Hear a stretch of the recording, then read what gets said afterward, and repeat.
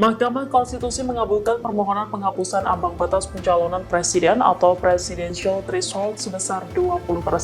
Keputusan itu membuat akan semakin banyak kandidat yang bisa maju di pemilihan presiden tahun 2029 mendatang. Soal kemungkinan Presiden Prabowo Subianto akan kembali maju di Pilpres 2029, Sekjen Partai Gerindra Ahmad Muzani buka suara.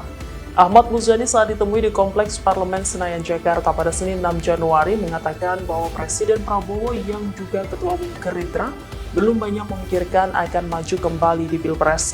Terlebih, Prabowo Subianto belum 100 hari menjalani masa kepresidenannya. Ketua MPR itu mengatakan Prabowo kini sedang berkonsentrasi dalam menjalankan program-programnya, seperti program makan. Download Tribun X sekarang, menghadirkan lokal menjadi Indonesia.